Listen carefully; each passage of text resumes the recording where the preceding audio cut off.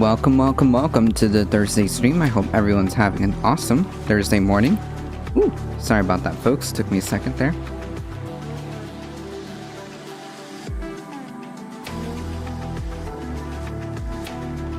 All right.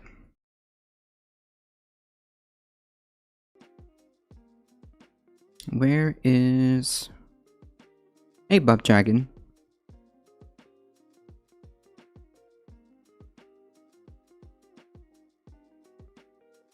Where did chat go? Okay.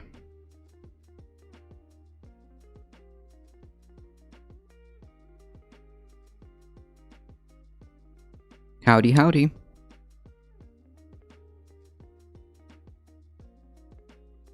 First...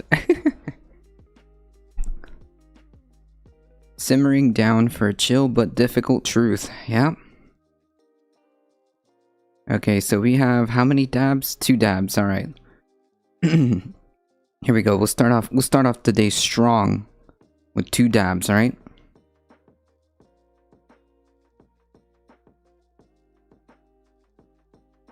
I think those those were powerful dabs. Very, very strong dabs.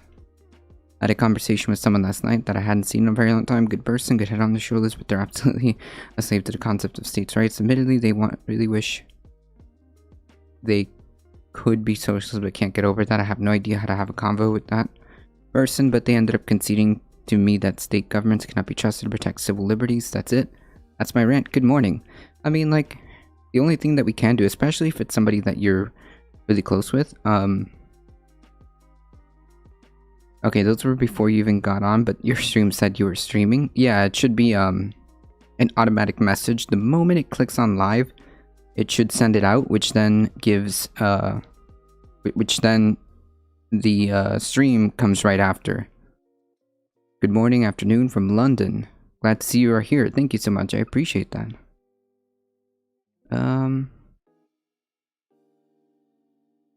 Yeah, I mean, if it's somebody that you know, like IRL, I mean, and they're willing and they're open to,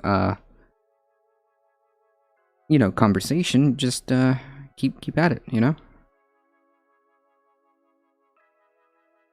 I mean, there's only up to a certain point, of course, but, hey, I mean, if they're willing to listen, if they're willing to hear you out, maybe there's a chance there. Who knows? Only you know. Especially if there's somebody IRL.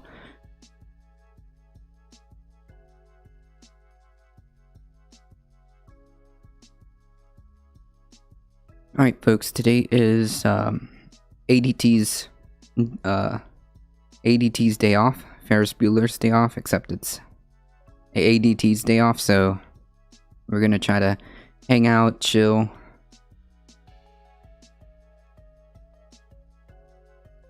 The first thing that I do want to go through is just a couple of headlines that I missed. Just a couple of headlines that I missed. I believe I didn't get through these, so let's just wrap that up. And there's a very, very good interview yesterday. Ethan, there was a very good interview yesterday on Majority Report that I do want to watch about climate change, which I think is important to reiterate that, so we can put that in the background. Alright, folks, let's see. What you want to do? We're going through some headlines, maybe play some games, maybe just hang out, maybe just chill, I don't know. Seems like a miscellaneous day.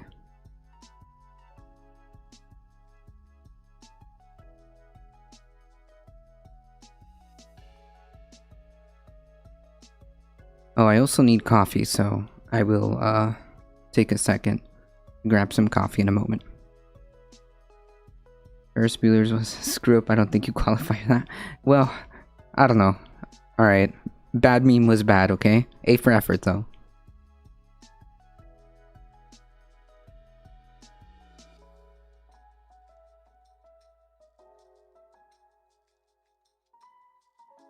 Hey Thindera, how's it going? Good. Senator Kirsten Sinema face a primary. These progressives are trying to make it happen. The Arizona moderate has frustrated Democrats on a wide range of issues, and the new PAC, backed by big money, is launching an effort to replace her. Wait.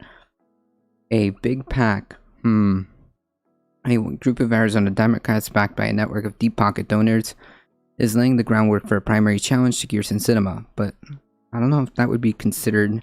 Wait, that's kind of misleading. The headline said progressives. Okay.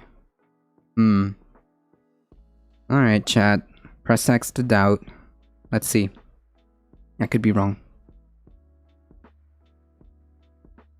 Sinema, a moderate Democrat who was up for re-election in 2024, is at the center of a standoff within the Democratic Party over the future of President Biden's infrastructure agenda, and she has faced blowback for holding the package up for more than the usual suspects on the disgruntled left. The disgruntled left. What? Jesus Christ. Okay, hold on. This is, listen. Alright. The disgruntled left, right now, in this scenario, in this particular scenario, when it comes to the Biden infrastructure bill, the quote-unquote disgruntled left is the progressive wing who's just trying to do what Biden set out to do anyways. That was the compromise, okay? That was the compromise. That's literally it. It's not like... It's such a bad framing. The disgruntled left, like, they're just trying to enact the original plan as stated on Biden's agenda. That's it. That's all. How can you say that that's like a disgruntled left? I keep getting upset enough where I feel like I should get up and march to her office, because I've heard that I realized there's almost no chance that she would actually be there. True. I mean, like, you could call your representative, or in this case, your senator, because if she's like not in her office, obviously, just call your senators, and if Kyrsten Sinema or Joe Manchin is one of your senators, keep letting them know how you feel, and keep letting them know that things like climate change are very important.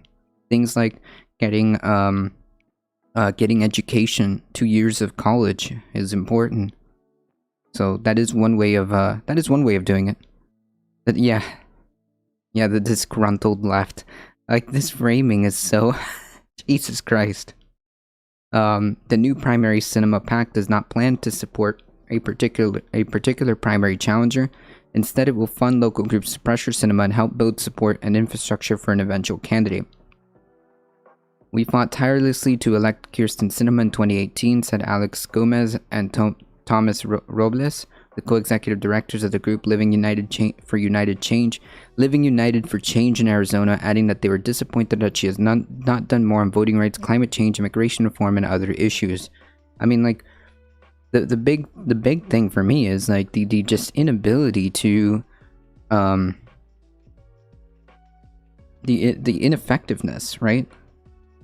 It's like, dude, are you interested in, like, are you actually interested in doing just like the bare minimum? I mean, like, anything really, just anything would be great.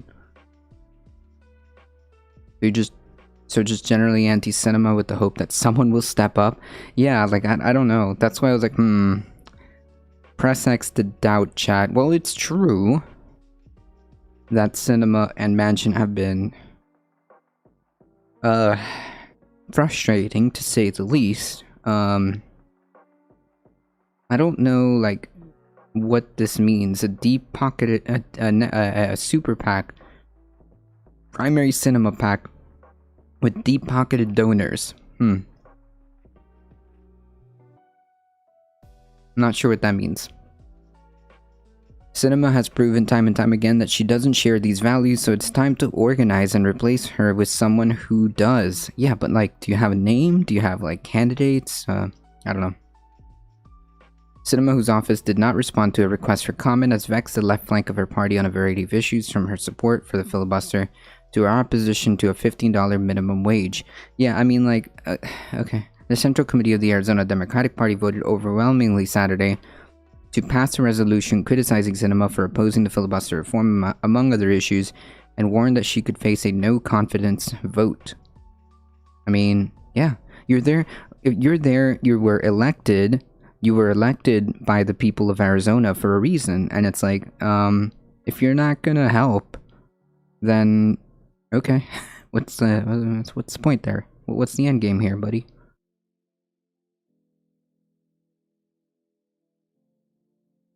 What exactly is the end game?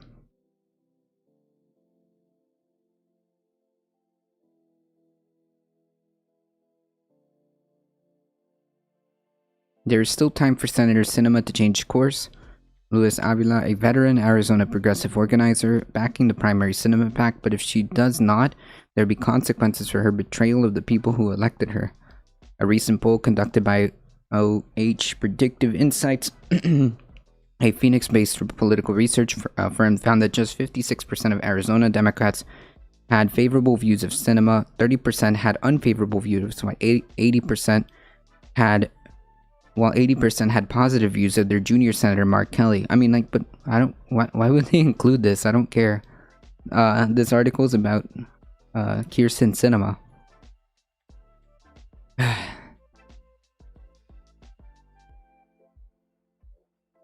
That just 56% of Arizona Democrats had favorable and 30% had unfavorable. Wait, what is this framing? Hold on. Just 56%? That's the majority of them. However, I think that the point they brought up was that their junior senator has more favorability than her. I don't know what the point of this was.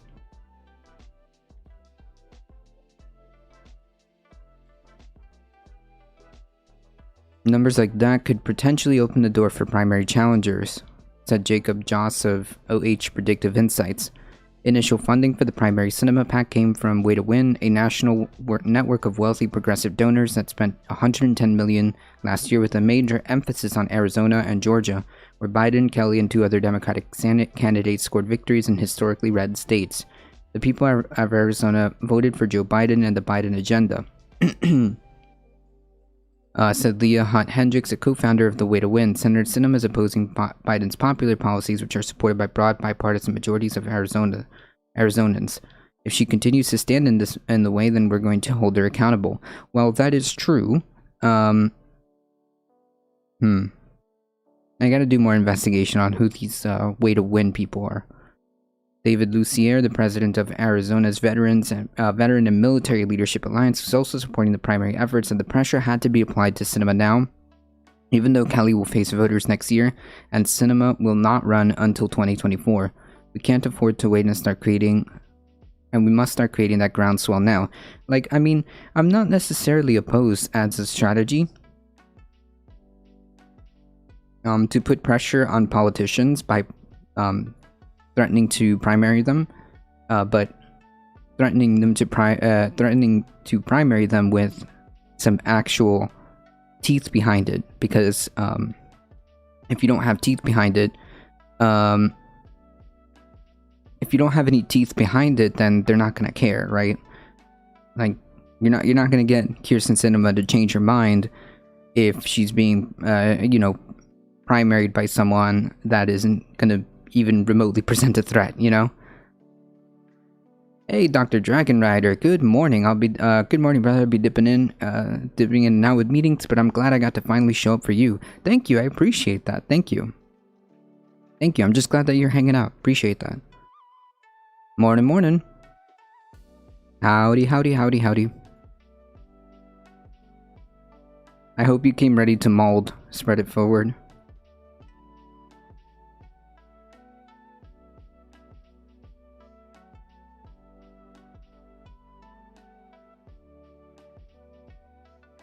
Please, no.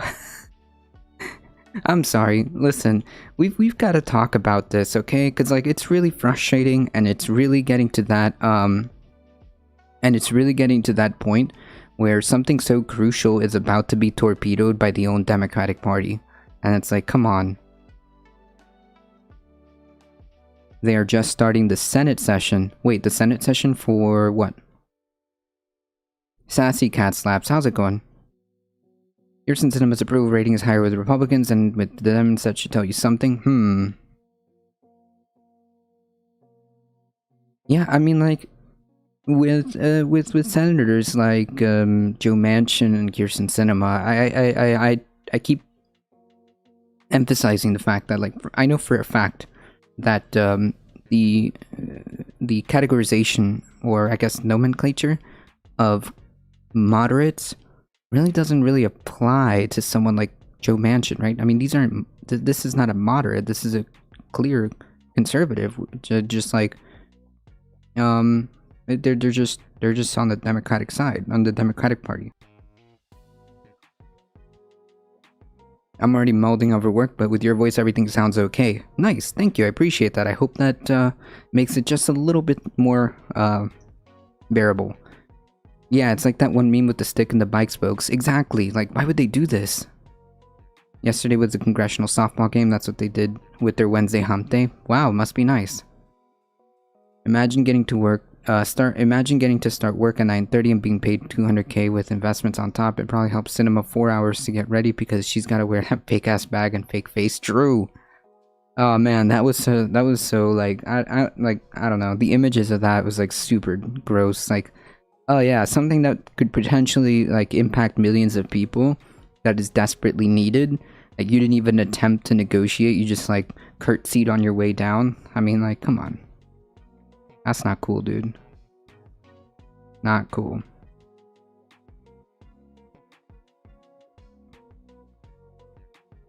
In a separate effort, two dozen public officials and activists in Arizona launched their own campaign on Wednesday to build a pot money that would eventually be released to a candidate who challenges Sinema. They're using the fundraising platform CrowdPAC. The group includes State Senator Martin Quesada, Maricopa County Democratic Party official Jade Duran, Indivisible West Phoenix co-leader Patricia Thomas, Progressive Democrats of America organizer Patty Serrano, and Kai Newkirk, who leads the Arizona Coalition to End the Filibuster. Either Senator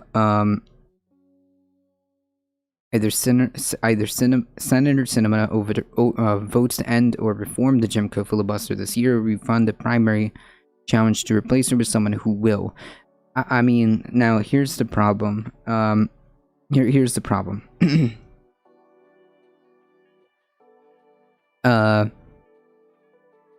With all of these separate PACs and separate groups and separate organizations are all gunning to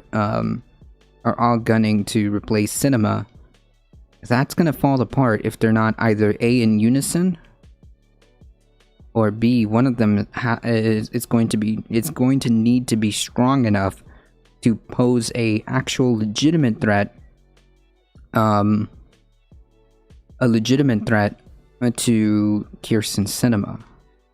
Because if it's all broken up into like different factions or two different groups that are kind of like almost would be technically competing each other, I don't know if that's going to provide enough of a threat to make Sinema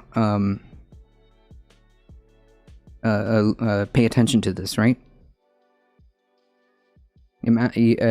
So this is some Lincoln Project type stuff on the left. Yeah, I guess. My problem, but Bob Dragon, is that it seems to me like there's a lot of different groups involved here, and that being said, that's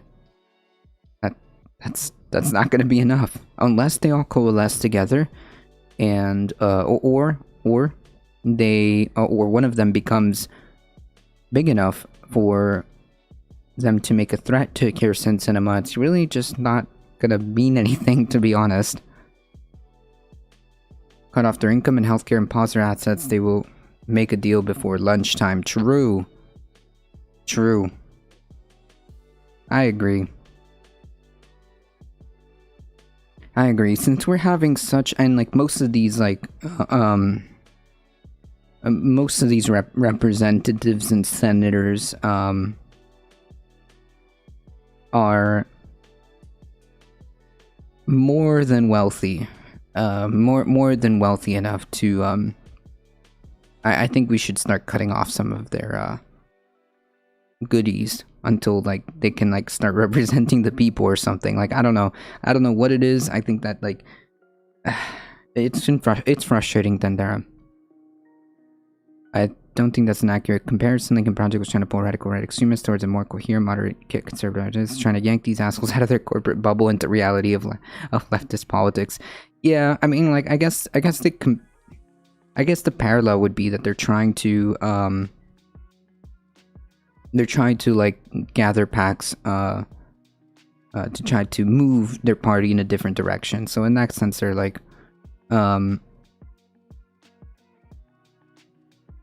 so in that sense, it's similar. Not like a one-to-one comparison. Hey, Dustin, how's it going? These fuckers forgot they work for us. Most Americans forget that too. True, right? I mean, like, it's in their name, right? Representatives.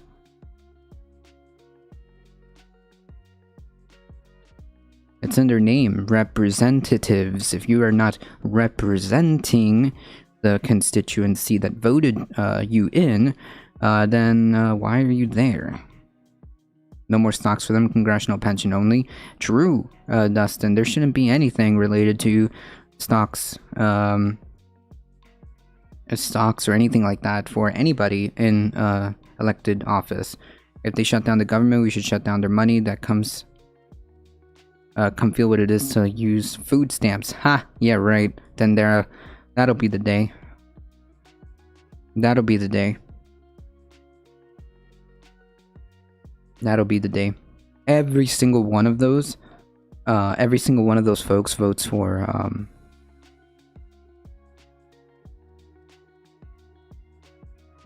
what?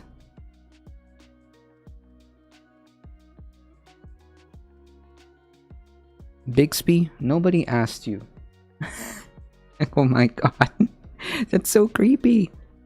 My phone just like for some reason activated the AI thing, and the Bixby voice just said, "I didn't understand what you were referring to." I'm like, what? I didn't ask you anything. That's so weird. Alright, folks, the CIA is onto me, okay? That's what it is.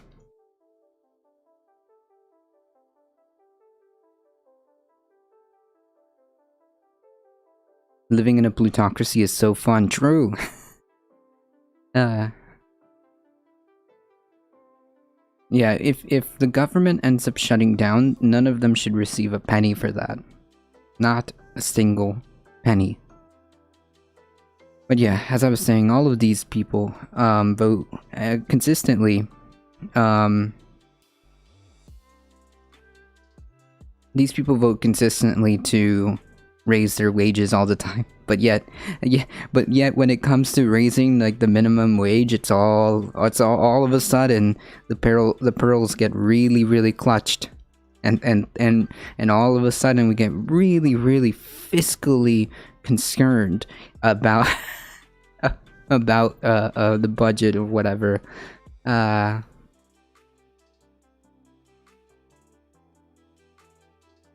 Hey Kal-El, good thing Pluto ain't a planet anymore. Plutocracy abolished. True. Howdy. And the CIA hides on YouTube. Uh-oh. They're onto me, folks. I think they're onto me. I think they're listening right now. I really think they're listening right now.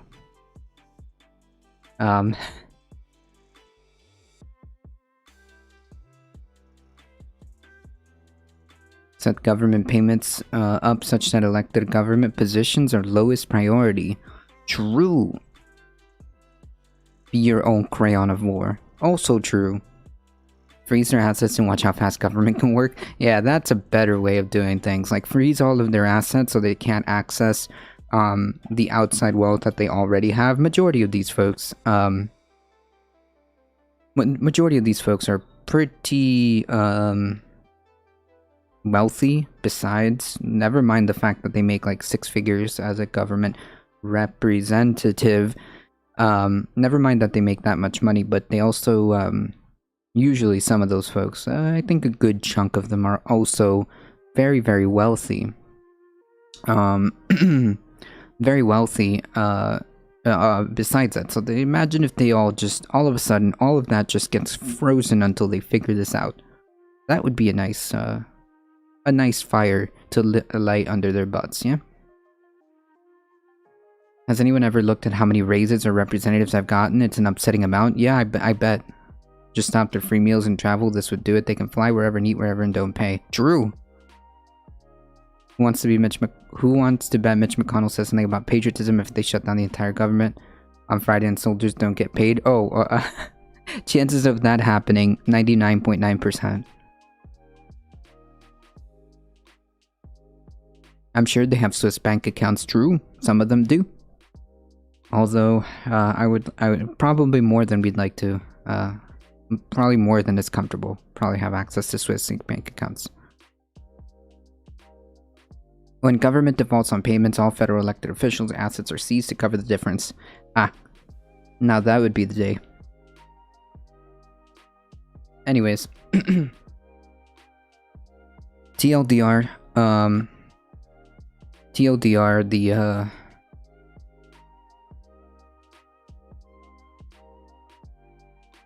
the pressure to light a fire under Kyrsten Sinema and Joe Manchin seems to be gathering. The idea of attempting to light a fire under Kyrsten Sinema and Joe Manchin is underway. However, I'm not convinced that this is going to be as effective as they think.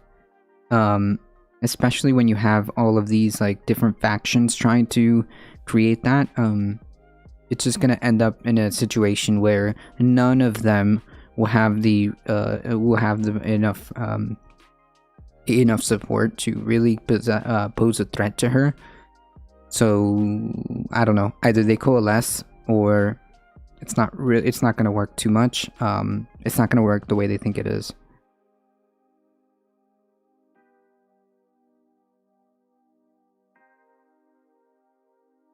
Oh yeah, 100%, Bob Dragon. Congress was the only one who got paid the last time this government shutdown happened, which is totally cool, totally normal, totally fair.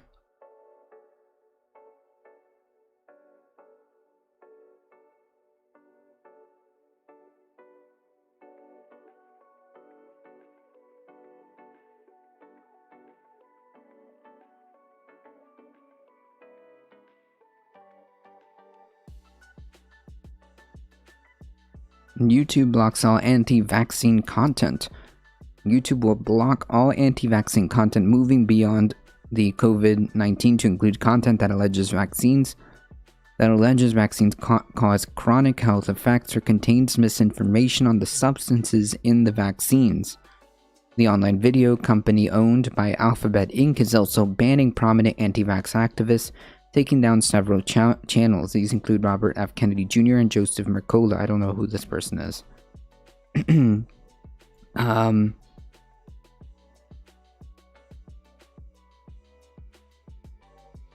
I think that there needs to be a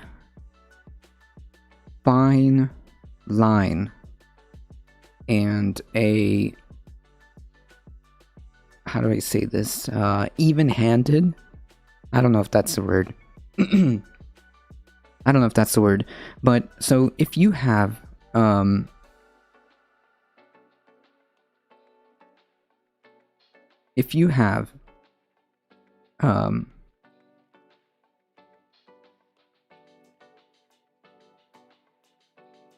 blatant disinformation. I mean, like, seriously, blatant disinformation.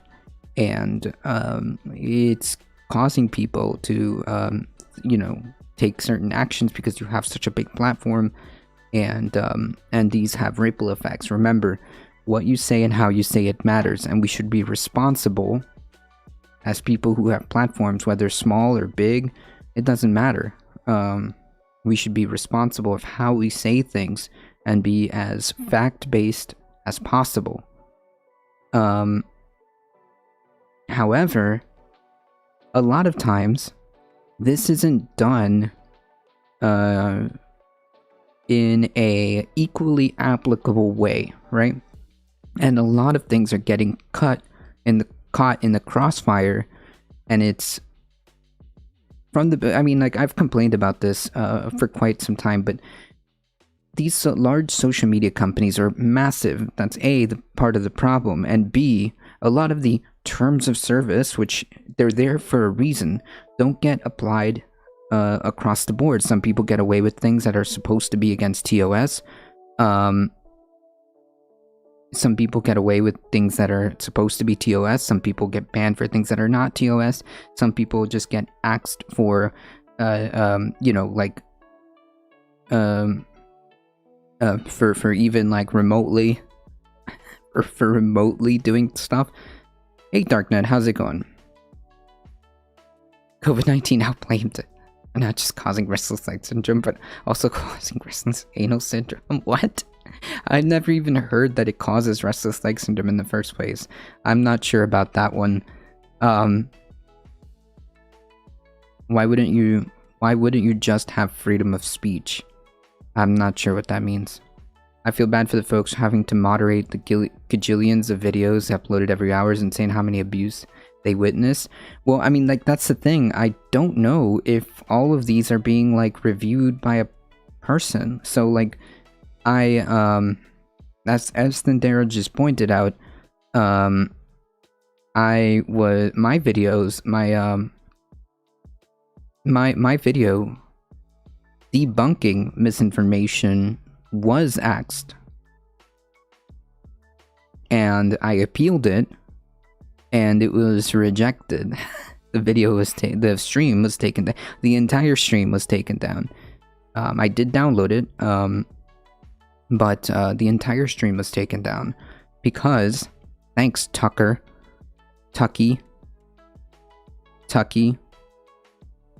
was I was debunking Tucker Carlson's wild claims, yeah, that got that got axed. They use real people for Facebook, and they've spoken out about the shit they see. Oh, for Facebook, yeah, I'm sure, maybe. I don't know how Facebook does their evaluations, but for YouTube, I don't know. I don't know. Because, like, first of all, the appeal took like 2 seconds. The appeal took like 2 seconds. It wasn't even reviewed. I don't think it was like, I don't even know if it was reviewed by a person. It was just like, nope, just get wrecked. It's funny how the problem of disinfo is rising as soon as people think moderating misinfo is the solution. So many ethics folks have been canned at these giant companies, it's terrifying. Oof. They use real people for Facebook and have spoken out about the shit they see. Yeah, I bet. Free speech must be abolished, true.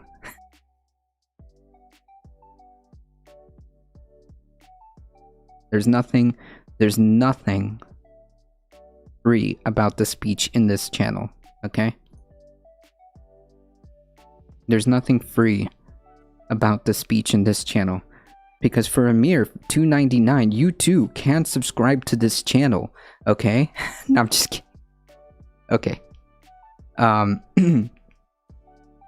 All peaches are nice and ripe here, not frozen. True. Brixandros, thank you for the follow. I appreciate that.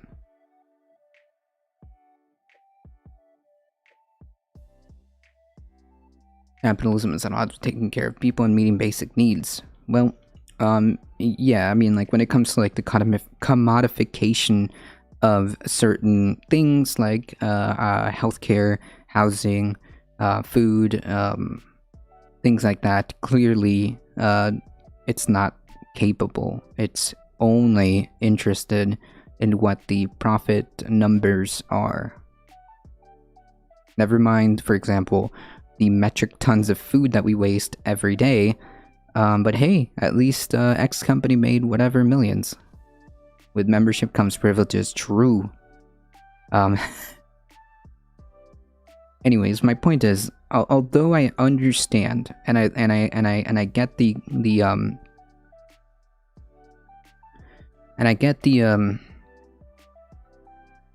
I guess concept behind for example, making sure that isn't just like gross and just like wild levels of misinformation without some type of pushback. But I also think that there are lines that need to be put, and guardrails need to be put. And I think that the terms of service that they have, that a lot of these large companies have, aren't really being enforced. At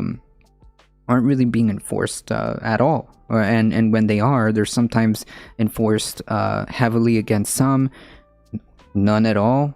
I don't know. Like, it just seems like there's no real terms of service, because like people get banned, or people don't get banned when they should have, you know? I don't know. It just seems like very frustrating, especially as like I said, I'm still pretty like giga triggered. I'm still pretty giga triggered that the fact that like debunking medical misinformation was taken down even after an appeal.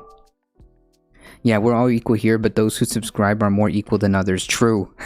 That's how I run things here.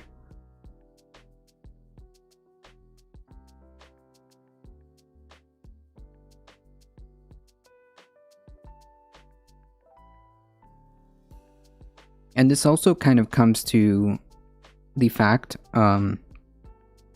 this also kind of comes down to like the inability for some of these folks who are like super mad, who are actually spreading misinformation, who are actively spreading misinformation. Sometimes when they get axed, they get really big mad, and I don't know, it feels like this just concept of like responsibility just is just lost the moment it happens to them. The moment it happens to them, the concept of personal responsibility gets lost. And I think that's the real TLDR of this. Like, everybody should have, especially in this day and age where something like a conspiracy theory gets spread around so fast because of the internet and social media and all this other stuff, despite their claims to try to crack down on it. Everybody should have a responsibility to really take a second, step back, and evaluate what you are posting. Okay? Before you make a post on social media, think to yourself, is what I'm saying, is what I'm about to post like legit? Or, you know, I mean, like, I do my best to try to like really be careful about that, especially in this day and age. Like, everything is like very with medical information, when it comes to like anything scientific, like you really should be as careful. And if you don't know, that's okay. Just don't post it or something. Like, think to yourself, like, is this something legit? Who made this post? Why did they make it? Where did they get that source? Is that source legitimate? I mean, just like basic critical thinking. please, before you post something. And if you do have a platform, then you are even more responsible. I mean, I have like, 24 people in here.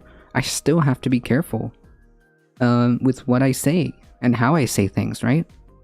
Or at least it would be my responsibility to attempt to do the best of my ability to make sure that what I'm saying is backed up, right? At least try to do that. I loved peaches, and last month one tried to kill me. Yikes. I developed an anaphylactic allergy to peaches out of nowhere. What? Yikes. Well, that's unfortunate.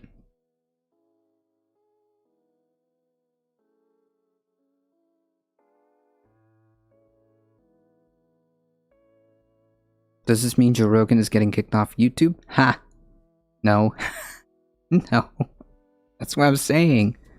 People can outwardly say like the wildest stuff that would technically violate terms of service, but they don't get kicked off YouTube. But people who debunk this kind of stuff, or who try to push back on some of the medical misinformation, do get axed. So do you see why I was like making that fine line, or making that complaint?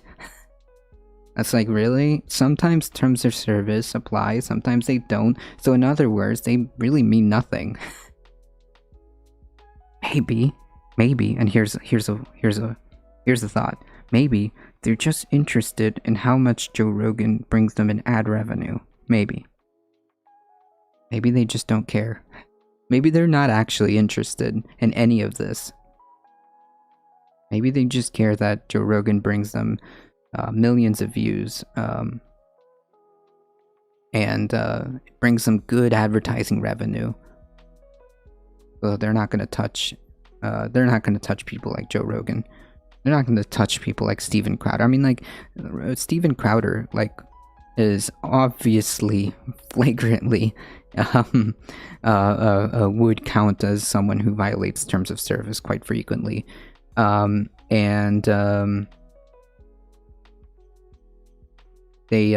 still there. The worst thing that happened to Steven Crowder is like they got demonetized for a bit or something. That's literally the worst thing that happened to them. I mean, it says in the article that's saying that taking prominent anti-vax channels. I bet Joe Rogan is sweating a bit. I doubt it. Literally 1984, true. So the Jordan Klepper videos with the hogs will stay? I don't know.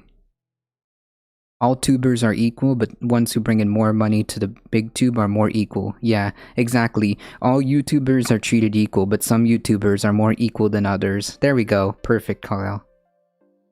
Exactly.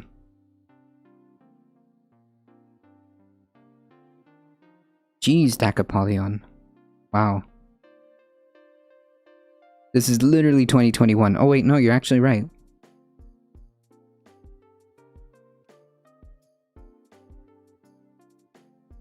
Feels good to be equal, man. True. Oh man, this is so frustrating. Cause like, imagine like imagine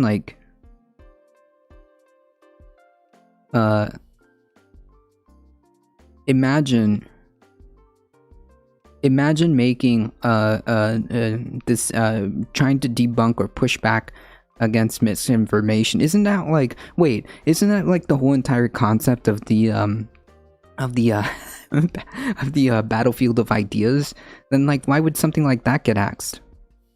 Sorry, I'm like still giga triggered. All right.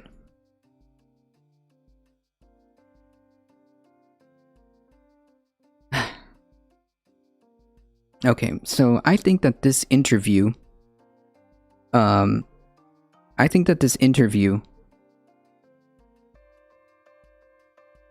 was important and interesting.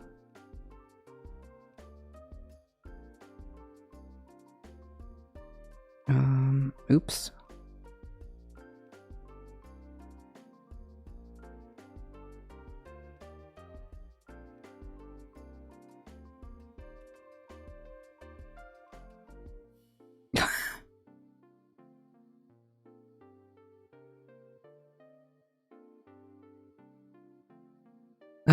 Okay.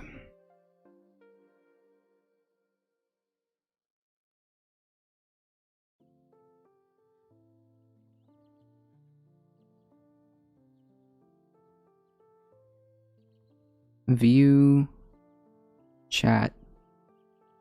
Wait, come on. Stream elements, stream setup. Chat. Chat, come back.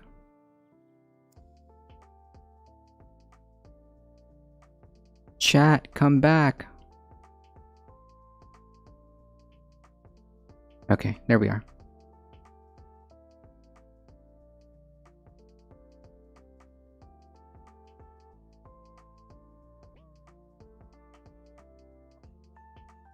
Feels chat, man.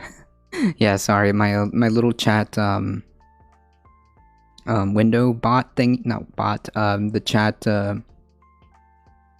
dock that's on the side that I usually am able to see chat with disappeared for a second. We're right here. Hey, Eric. The more I looked into stuff, the more my blood gets replaced by pure rage. Oof.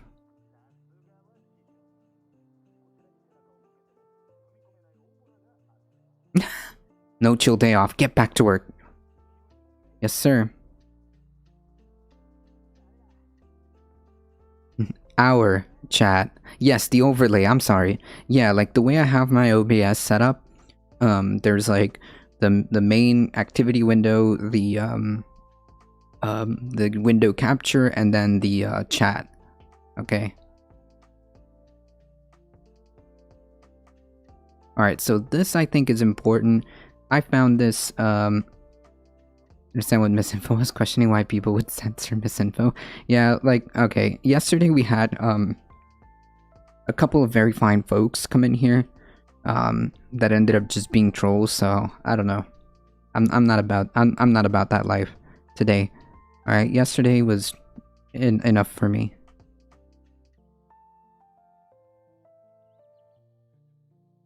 Don't give away all the streamer secrets? Uh-oh. Oops. My bad. a peep behind the curtain of how things look.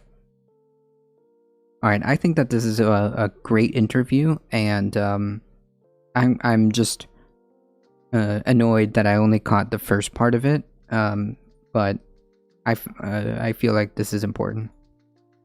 We will, of course, put that link in our YouTube description and our podcast description. Okay, I want to welcome to the program Mike Hume, professor of human geography at the University of Cambridge, author of his most recent book is Climate Change. Mike, I'm here with Emma Vigeland. Thanks so much for joining us. Hello, thank you. So let's start, and we're 12 years out, I guess it was, from I saw this. Yeah, I was like, I was there. Why we disagree about climate change. Let's. I was there, but I was at work, so I couldn't really hear. How up until that point, and maybe if it's changed over the course of the past 10 years, how the idea of climate change is constructed and presented to people. Before we get to maybe what's track that, I guess, for us from a historical standpoint. Yeah, well, I wrote the previous book, Why We Disagree About Climate Change, just in the run-up to the big Copenhagen conference, the International Negotiation Conference. This book has been written in the run-up to the forthcoming conference in Glasgow. So, 12 years on, as you say, the run-up to Copenhagen was, again, a moment of great anticipation or hope that through international negotiations, there could be a global agreement that would decisively intervene. That turned out not to be the case for some of the reasons, in fact, that I pointed out in my book in 2009. 12 years on, things have changed in various ways. The climate has got warmer. There's more and more evidence of changes in extreme weather. And of course, in the meantime, we've had the Paris agreement that was negotiated 6 years ago, and that's changed somewhat about the political expectations of how nation states disagreed. Should contribute to arresting some of the challenges of climate change, not in the way that Copenhagen wanted, which was through a top-down mandated agreement. This is now much more voluntary bottom-up. But I think, for me, many of the same underlying reasons why we approach this challenge of climate change in very radically different ways, depending on who we are, where we live, what our histories are, what our politics are, what our cultural values are, those actually remain the same. And it means that climate change, as I have pointed out many times, in my view, is not a problem, a technical problem awaiting a solution, least of all a solution designed in a meeting of 197 governments in a negotiating session. That's just not the way in which climate change is going to be arrested. It's a different type of a problem. It's a different type of a challenge. And it requires us to understand these underlying reasons for our different views on the future and on the sort of society that we wish to find ourselves living in.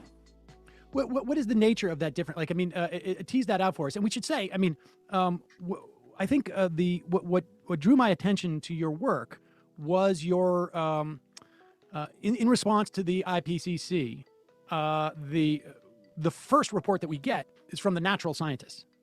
And that is subsequent to that 6 months from, I guess, at the beginning of last month, we will see sort of more policy-oriented things and things that are more sort of like social science based in terms of a response. You're a social scientist, and so which I think is important for people to know in terms of like where what set of assumptions you have as you look at a problem. But I mean, tease that out for us. That dynamic of the natural sciences and the social sciences, and how, at the very least, it seems, and I think it remains, it has been the natural scientists who have been at the forefront of this. Was there a point where they should have receded, or should it always been? I mean, tease that out for us. Yeah. Okay. So actually, I mean, just one thing to point out is that although I probably would trade under the social science banner at the moment, actually, I entered this whole field way back in the 1980s as a physical natural scientist, interested in the there are lots of science that hide behind religion. Extract signals from those have been skipped before, but they will get those. The observations will they get those? I don't know. Compared with climate science models. So for maybe the first 20 years, I would very much be a natural scientist, and that was my original contributions to the IPCC back in the 1990s and the early 2000s. But yes, I've moved the focus of my interest really away from the natural science, because it seems to me that the really difficult questions are those to do with the human world. That they're not to do with trying to tease out ever decreasing degrees of, or rather increasing degrees of precision about exactly how the climate is changing and how the climate might change in the future. That isn't really the name of the game any longer. It's really to understand the human and social dimensions of this. And so that's why I made this observation. I mean, it's true, because like I think that the implication is, and I guess we'll see as this interview goes on, but I think that the implication is like the science is settled, okay?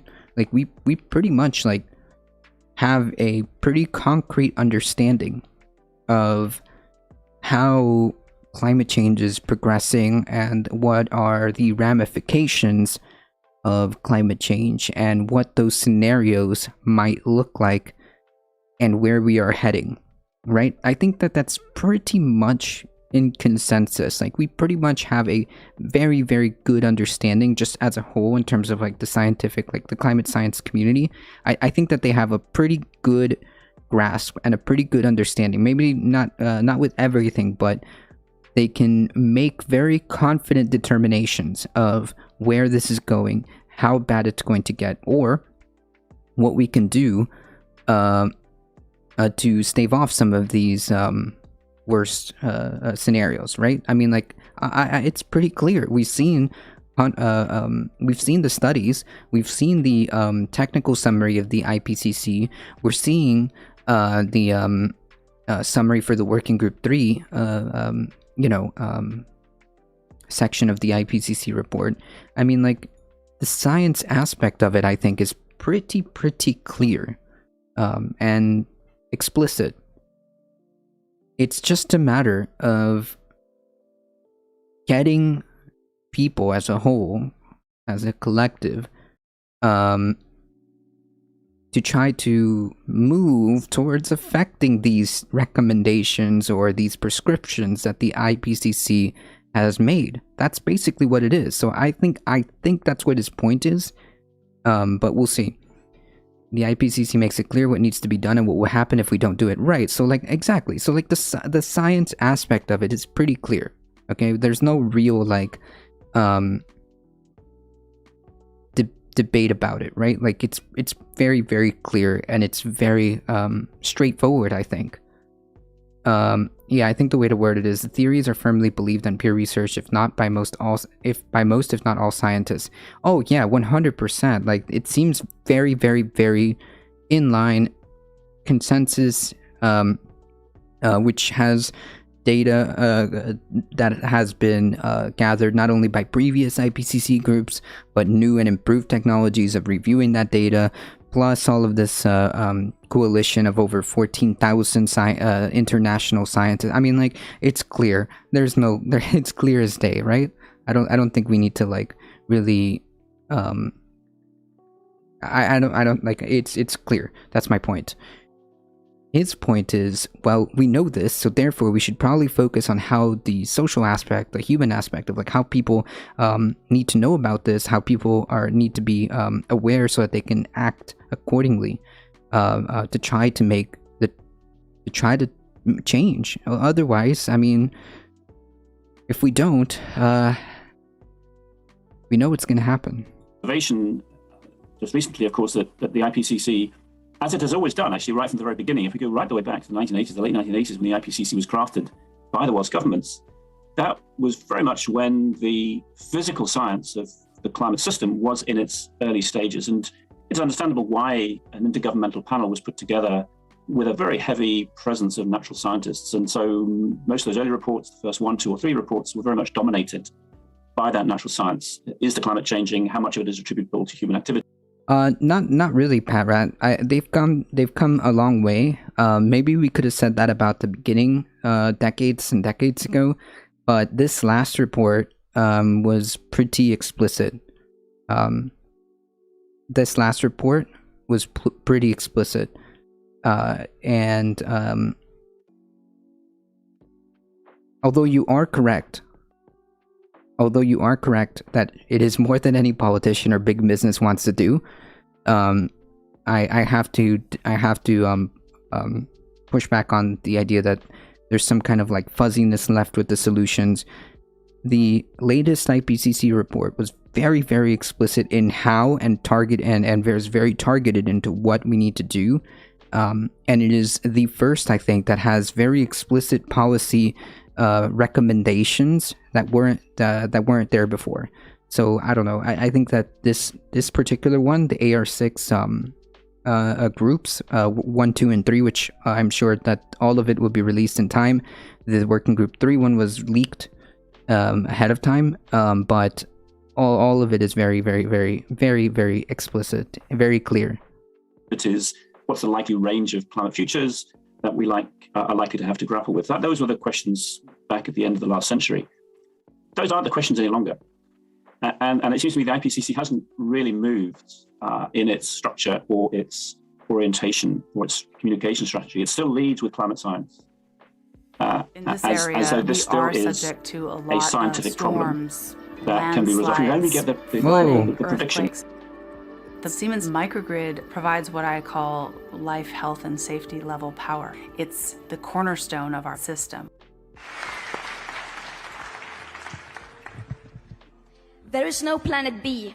There is no planet blah. Blah, blah, blah. Blah, blah, blah. True.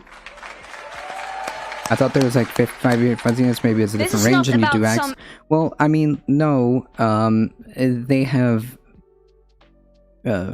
improved models, and they even tell you in the AR6 summaries, they even tell you in the ways that their modeling has improved what new data that they have used and stuff like this to make these determinations to arrive at these conclusions. The IPCC, the Intergovernmental Panel on Climate Change Through Communism. Expensive, politically correct green act of bunny hugging or blah blah blah. Build back better, blah blah blah. Green economy, blah blah blah. True. I mean, the Build Back Better plan, again, in theory, technically, it has some good stuff. However, I have yet to see any of it. Can I have a link? Oh yeah, it's all here. It's all this is the entirety of this report. 159 pages. You can see this is just a technical summary, but you can look it up. You can also Echoloo subscribing with a Prime. Thank you so much. I appreciate this. You can also look at the leaked versions over here for the Working Group 3 leak, which we're going to finish today.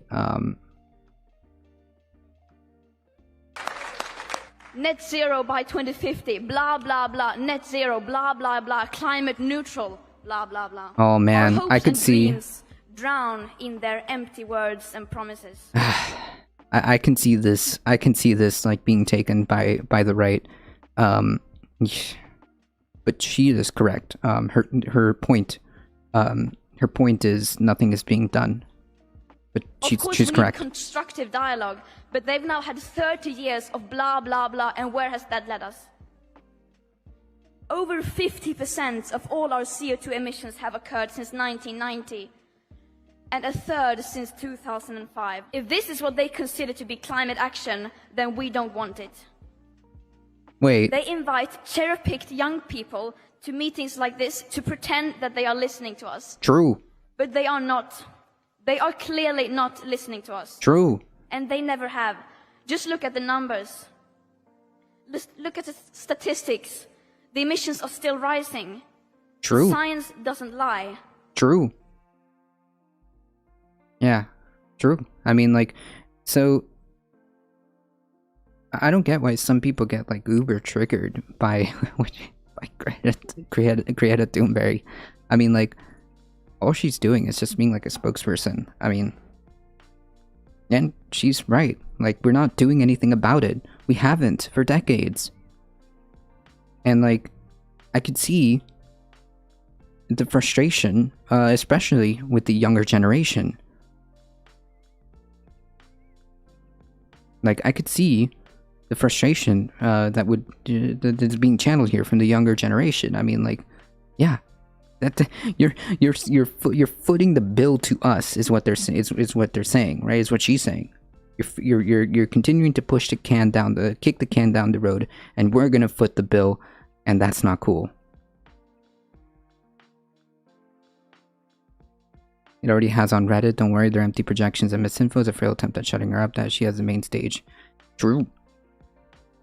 Look at her go. True. Yeah, like the thing about like Greta Thunberg is like she's just channeling the she's channeling the frustration, I think, of the younger generation who is going to end up taking the fall for this or footing the bill for this. And B, she's like actually correct in the sense that like we haven't really done anything, like unironically, meaningful to address this. We haven't done anything meaningful to address this. Nothing that would threaten nothing that would threaten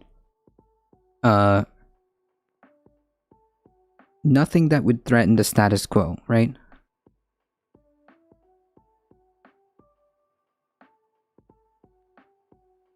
Our school district added days off exceptions for protesting. Huh. Yeah, I went to one of those. She runs circles around right-wing media arguments. They have to take her out of context.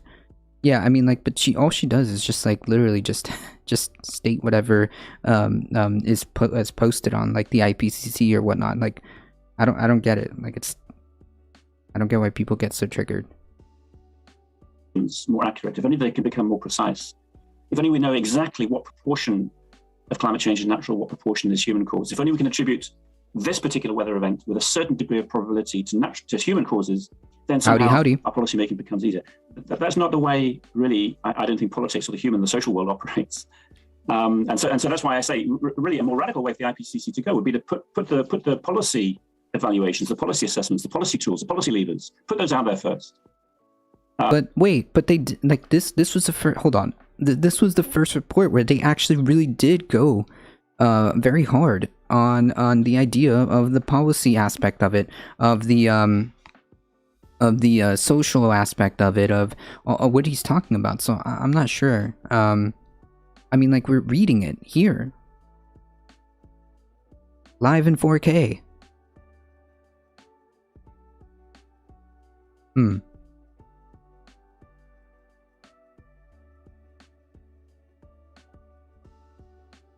And then the climate science can come along, and fill in one or two of the corners of the picture, but it's not really about climate science. I mean, it's interesting because, as somebody who, I've been doing some form of this for 15 years, 16 years now, and it's very hard to talk about climate because it really is like the story of it is it's going to happen, and we have a couple of less years before we're going to be it's not going to be reversible than it was a couple of years ago, and instead of being 94% sure, we're now 96% sure. This doesn't so with that said, and I think that so you've been doing this for 16 years. I guarantee you, if you're still doing this job in 16 years time from now, we'll still be talking about this stuff. Climate change is not going to go away. Indeed. I mean, true. No, wait. True. Climate change isn't planning on going away, nor will it.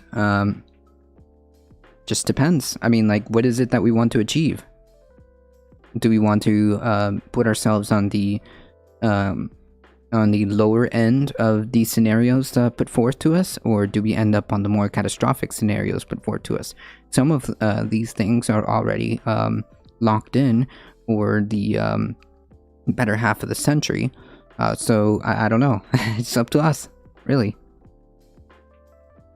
I mean, but the challenges are going to be more, I guess, the things that we're going to be talking about are going to be increasingly more practical, or I should say tangible and evident, right? I mean, things are going to become, and we're starting to see that. I mean, on some level, we're starting to see that in this country with the flooding and with the wildfires, and True. with the droughts, and True. with the intense heat. True. The Biden administration, I noticed the other day, OSHA came out with new standards for working in intense heat because that's going to be happening more. But to get back to that sort of like the broader question of how you... Yeah, and like we went over a report not too long ago, basically in unison, making the links between all of these weather events and tying them specifically to climate change, right? All of these these extreme weather events are linked to climate change, undeniably, and could not happen without human interaction. I can't find a transcript of the speech, but it was about hope coming from the people, not from the leaders who crush it. True. That was that's how it has to be.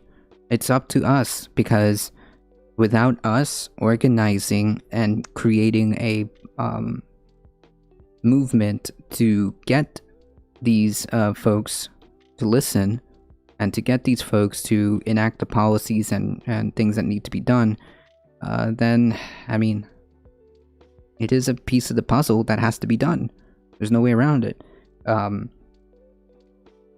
It's part of the puzzle. We need to build the political will to do something. Address these things. Is that something that can be done universally? I mean, I can understand like the impetus to announce like it's 98% more sure now because that applies to the world, whereas the policy prescriptions or the implications are different depending on the region, maybe depending on the culture, depending on the nation. So is there... Damn, good thing that the IPCC report took that into consideration and issued an entire, even interactive map to give these folks the data regionally. Damn. Good thing that the IPCC this time around made a interactive map and just, again, the most comprehensive report. I think this one is definitely this one takes the cake, is what I'm saying. Is there an ability, what would constitute sort of those broad principles that you could put out, that you could put the second report first, both as like temporally, but also in terms of emphasis? Well, yeah, that's an interesting question. I think actually there are two questions in there, really. One, first is what can we expect from a global assessment of experts, whether they're scientists or economists or policy people or social scientists, whoever? What type of assessment that operates by mode of consensus, and that is how the IPCC operates? What can we expect from that type of assessment? And in a sense, you could argue that it's easier to expect that natural scientists and natural science moves towards a converging consensual position on how the physics of the atmosphere and the oceans interact, and et cetera, than it is to reach a converging consensus around, for example, the effectiveness of a climate tax or the pace of innovation in particular. Wait, didn't they? Wait, they absolutely addressed that. Hold on.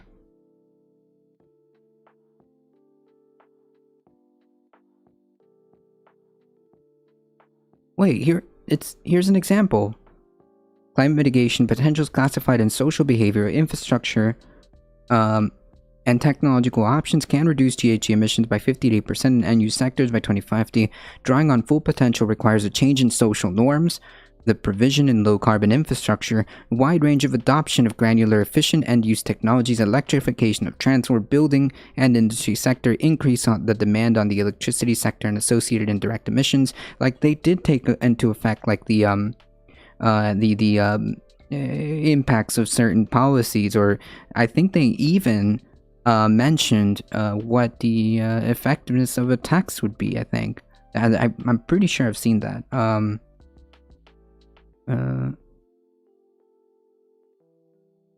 I think they did address that at some point. I have to go back and look.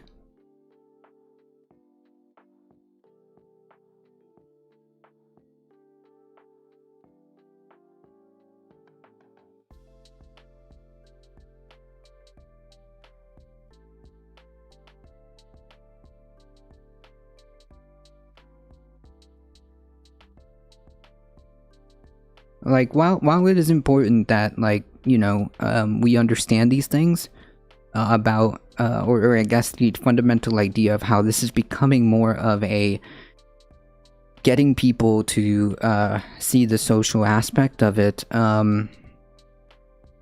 because the science is pretty much like, we're pretty much sure. Like, I mean, there's like beyond like a reasonable doubt, that of where we're going and things like that. I think that I think that we do have to talk about how do we get people on board and people to understand the severity of the issue, right? I'll have to go back and look at it.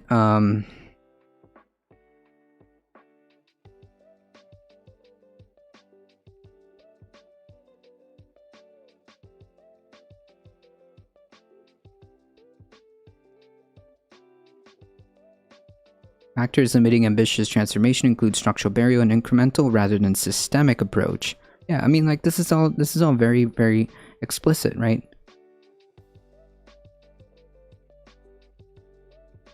I'm gonna have to go back. Maybe it's not even on this one. Maybe it's on the other summary. But I'm pretty sure my photographic memory somewhere in there is kicking in, that I'm pretty sure I've read that somewhere at some point. We will at some point that was mentioned somewhere. I know that for a fact. I'm pretty sure I remember you reading that. Yes. Okay. Thank you. So I'm not like okay. Cool. Yeah. I don't think the markets are prepared. I don't think the markets are equipped to handle this. No way. Yeah, I don't know if it was in the leaked one or if it was in the other technical summary, but I know I've seen it somewhere, or maybe it was another study that we went over, because we've gone over a few, so I'm pretty sure I've seen it somewhere. Forms of renewable energy technologies, or the ways in which those technologies, new renewable technologies, may intersect with particular religious values in different world nations, where exactly these points about human difference come to the foreground. So what actually are we expecting from these global assessments? And I actually made a point way back in the late 2000s, before Copenhagen, that perhaps the IPCC really should just rethink its structure. Yes, producing global assessments of natural science is fine, but really what different nations and governments and policy communities need are more regionally or culturally attuned evaluations of how particular policy levers or... Yes, that it's okay, that's a fair thing, except that's what they did in this one. That's what they did in this one. They made a specific effort to try to do that, and like I said, they even built a robust interactive map for regional changes and stuff like that, and what can they expect and what they can expect. Yeah, they did that. They took that into consideration. Maybe his critique is that, well, maybe we should have done this earlier. Perhaps, maybe he's talking about this in the 2000s. Maybe we would have been able to gather more momentum and have more policy aspects earlier. Maybe that's the critique. We'll see what he says, but like, that's what they did here. That's what they did in this one. Policy structures operate on a regional scale, and their global assessment may actually not be very helpful at all. So yes, it's about inverting the order. We need to look across our policy portfolio before we get overexcited about new developments in science. But I think we also need to have and I would argue for a nested approach to thinking about policy evaluation, so that one has some assessments that can transcend particular national or regional values, but also you have then a sub-tier of evaluations that are much more tuned to the particular historical, cultural, and development circumstances of individual nations. And it's not one size fits all. There will be very, very different policy tools and policy portfolios that would be suitable for China compared to what might be relevant for some of the Central American republics, let's say. So if I understand you correctly, in that concept of nested, it would be develop maybe five silos of things to look at. What do we replace carbon with? What are our mitigation strategies? All of that is there. How should land? Yeah, how should land be used? Yeah, they made that. They made those like mentions. Yes, they did. You almost have a subset that maybe these answers can apply to these regions. Some of those silos, and others maybe to cultures. The pandemic has proven that the free market can't deal with a crisis. True, we're still dealing with it. We're still having a lot of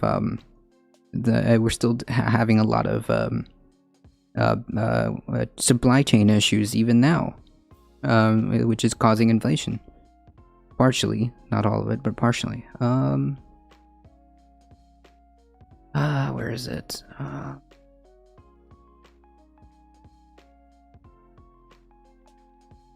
It's here, but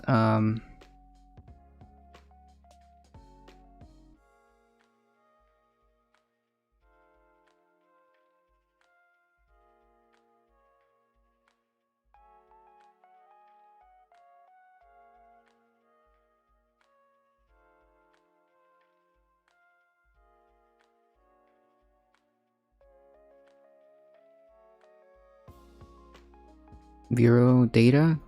Is it data?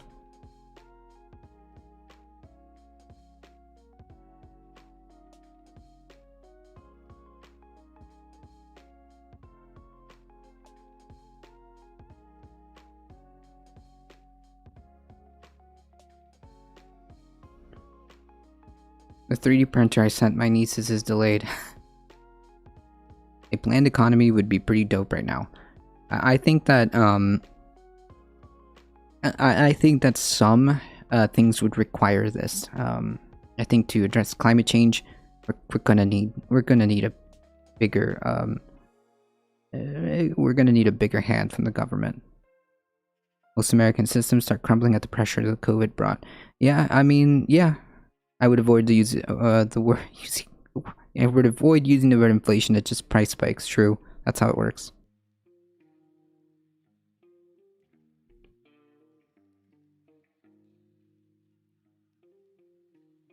Where is that, links?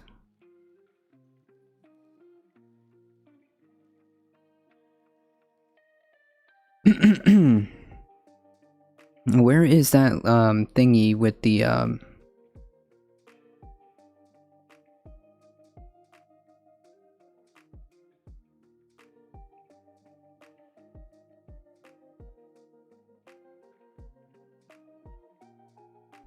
with the Interactive map.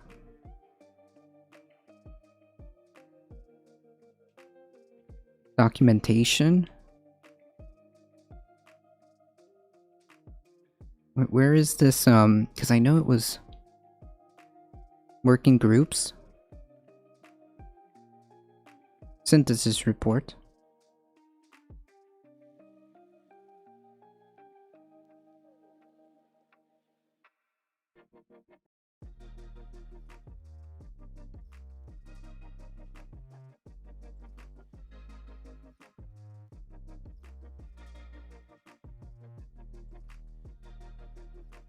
Ah.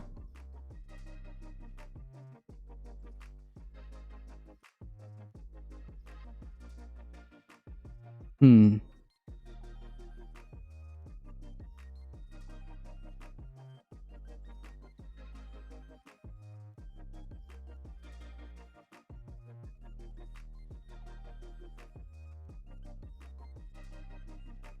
Come on.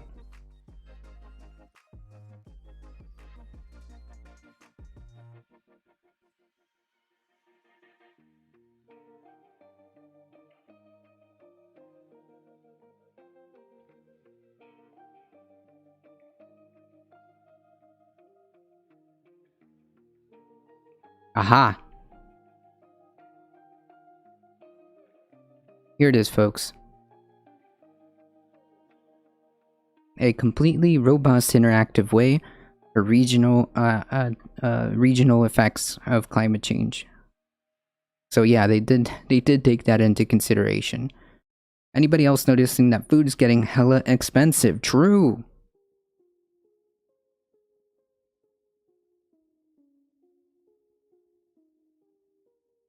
We need more planning around what markets should allow to exist and in what manner, so that they are regulated for the good of everyone. Yeah. Yeah.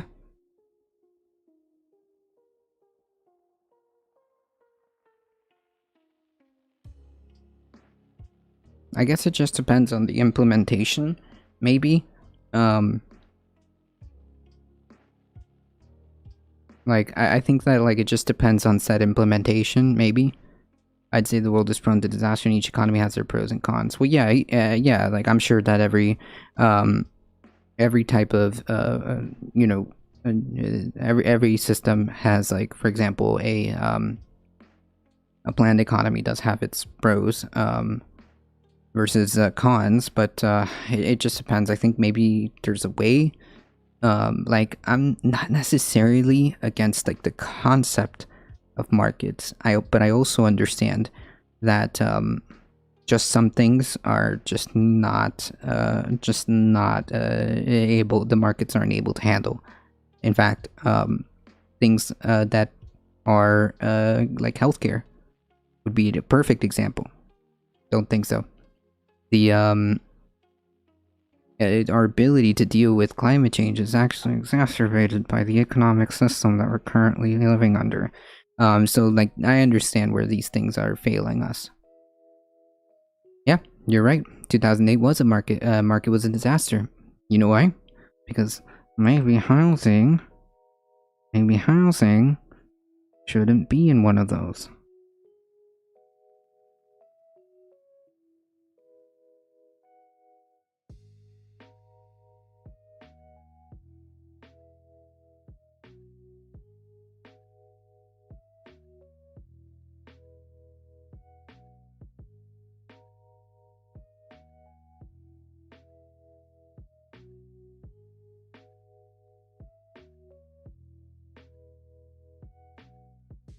Right, that's exactly. Yeah, I'll see.